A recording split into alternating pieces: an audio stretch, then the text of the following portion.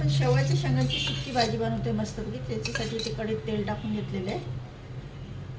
3-4 चमचे तेल टाकून घेतलं. मोहरी टाकून घ्यायची. मोहरी छान तडतडू द्यायची. आता जिरं टाकूया.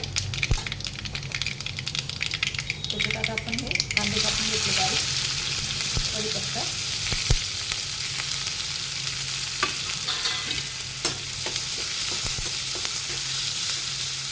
त्याच्यात आपल्याला मीठ टाकून घ्यायचं. कांदे छान शिजतात आणि लाल होतात लवकर.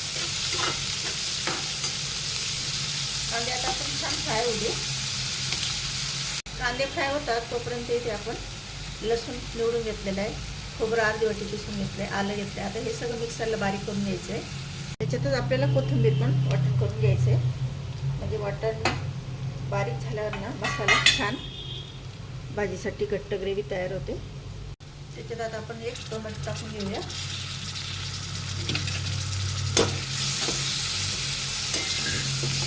आणि हे जे आपण खोबरं लसूण आलं कोथिंबीर वाटण करून घेतलं आहे ना ते टाकून घेऊया. थोडं पाणी टाकून आपण वाटण करून घेतलं.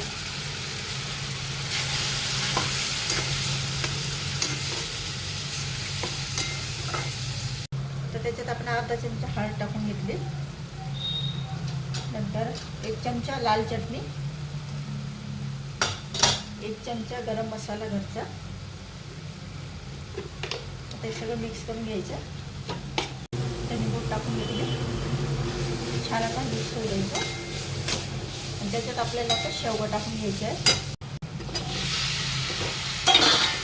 मिक्स करून घेऊया. चवीनुसार मीठ टाकून घ्यायचं. आणि आपल्याला थोडंसं पाणी टाकायचं आहे शेवगाची शेंगा शिजण्यासाठी. आणि अगदी मस्त छान झाकण ठेवून भाजी शिजू द्यायची. झाकण ठेवू. आता भाजी मस्तपैकी छान शिजू देऊया. आता झाकण काढूया. तर 5-5 मिनटात थोडंसं पाणी टाकून पाण्याचा सप्पा टाकायचा आणि भाजी मस्तपैकी छान शिजू द्यायची. तर बघा आपली मस्तपैकी लपथपीत शेवगाची शेंगाची भाजी तयार झाली. ही भाजी तुम्ही पोळीवर खाऊ शकता, भाकरीवर गरम गरम मस्तपैकी भाताबरोबर. तर खूपच टेस्टी लागते. कायम आपण रस्सा भाजी खातो त्यापेक्षा कधीतरी अशी शेवगाच्या शेंगांची ही सुकी भाजी मस्त बनवून बघा. तर माझ्या मैत्रिणींना तुम्हाला रेसिपी आवडली असेल नक्की लाईक करा, शेअर करा आणि कमेंट करून सांगा. आणि ज्यांनी सबस्क्राईब केलं नसेल माझ्या चॅनल न्यू भेट दिली असेल सबस्क्राईब करा. आणि मस्तपैकी ही शेवगाच्या शेंगांची भाजी बनवून बघा. खूप फायदा असतो या भाजीचा आपल्याला शरीरासाठी.